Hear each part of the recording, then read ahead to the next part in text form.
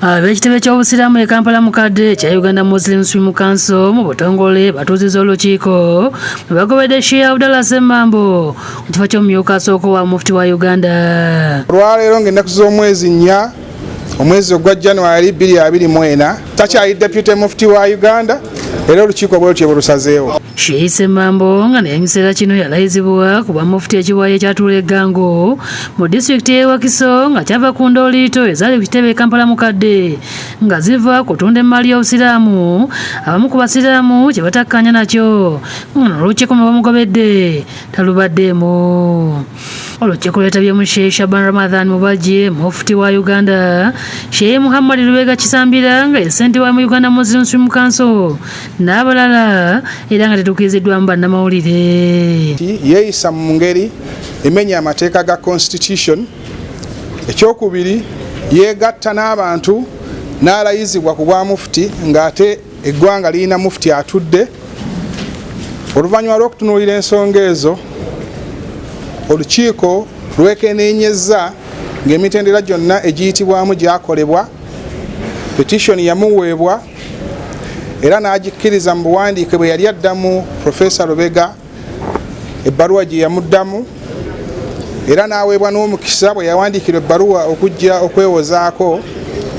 Ezo zonna ensonga bwe zitunuuliddwa olukiiko awatali kwesalamu lusazeewo okugoba Sheikh Abudallah Ssemmambo nga deputy mufuti wa Uganda. Sheikh Mulubya ategeeza nga byonna ebikoleddwa ebiri mu mateeka era olukiiko lutuuziddwa mu mateeka era nga lukkirizibwa tewali nsonga yonna egaana kanso okukola emirimu gyayo. Kyokka aweze nti bagoberera emitendera gyonna emituufu egirina okuyitibwamu okulonda n'amyuka mufuti. Uganda Muslim Council erina amateeka, erina constitution yaayo mwekolera emirimu okujjuza n'okugoba era amateeka ago gajja kugobererwa okugenda mu maaso okulaba nga ebintu byonna bitereera bulungi. Sheikh Kasimu Kamugisha omu ku beetemu mu lukiiko luno ayogedde emitendera egiyitiddwamu okujja obwesige mu Sheikh Ssemmambo ne bamugoba ku kifo eky'omumyuka asooka wa mufuti. No, a third kimu kyokusatu kya joint session kirina okuba nga kiwandiise nti sayininga nti agobebwe naye nga tebanatuuka ku level emugyamu obwesige omuntu oyo balina okulaba nti bamuwuliriza, bamuyita ne bamuwuliriza ne yeewozaako ba ne yeeyogerako ku bimwogerwako. Asabye abantu okukolera awamu bakomye okwetemaatema. Ebiwayi biyitiridde mu busiraamu bwa Uganda, tukolere wamu tukaanye ku either transition oba maintenance kukiriwo kyekigenda okuzza obusiraamu ku mulamwa. Bino olugodde ematu g'obukulembeze bwa mufuti Sheikh Abudallah Ssemmambo ne bawakanya ebikoleddwa nga bagamba tebiri mu mateeka. Okusinziira kwakola ng'omwogezi wa ofiisi ya mufuti w'ekiseera Ssemammbo nga ye Muhammad Kayanja, abantu bonna ku nkiiko zombiriri abatudde olwaleero tebalina buyinza kubanga baawummuzibwa dda nga bali mu kunoonyerezebwako olw'emivuyo nga kye bakoze kyakwebuzaabuza. Olukiiko olw'oku ntikko olwa General Assembly ng'ennaku z'omwezi 16 n'ennaku z'omwezi 17 omwezi ogwa December omwaka oguwedde lwasalawo ne luwummuza abakulu abo era capacities ze balina ya bwa former mufti Sheikh Shaban Ramadhan Mubajje ne former chairperson wa Uganda Muslim Council Professor Muhammad Lubega Kisambira.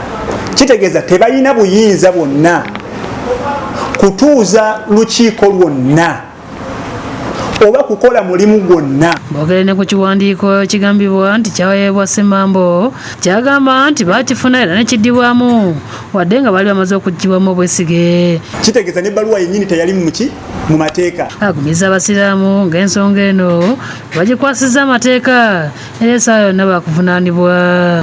Bw'omenya etteeka lya Uganda Muslim Council era ojja kukolwako ng'amateeka bwe gagamba. So ttiimu yaffe ey'abalooya ensonga zino ekyaziina butereevu mu mikono gyayo. Kinajjukirwa nti ng'ennaku z'omwezi 16 omwezi ogw'e11 omwaka oguwedde Sheikh Abudallah Ssemmambo yalayizibwa okukola nga mufuti wa Uganda ow'ekiseera okumala emyezi 6 ng'ebanoonyereza ku nsonga ez'emivuyo giri ku kitebe kya Uganda Muslim Council gye balumiriza mufuti Sheikh Shaban Ramadhan Mubajje okutunda emmali y'obusiraamu nga n'ekitebe ky'obusiraamu kyennyini kyayise ku Lwankwale. Have been elected as acting mufti of Uganda. Emmanduso y'okulayiza Sheikh Ssemmambo ku bwamufuti yaliwo ng'ennaku z'omwezi 24 omwezi ogwa Novemba omwaka oguwedde. Hajji Abudu Kiyimba bwe yalumba ku muzikiti e Kampala Mukadde era olwava mu jjuma n'ayagala okulumba mufuti Mubajje amuyisaamu ensambagere ng'agamba nti yali avaako emivuyo egitemyetemye basiraamu n'okulyamu okutunda emmali y'abaddu ba Allah.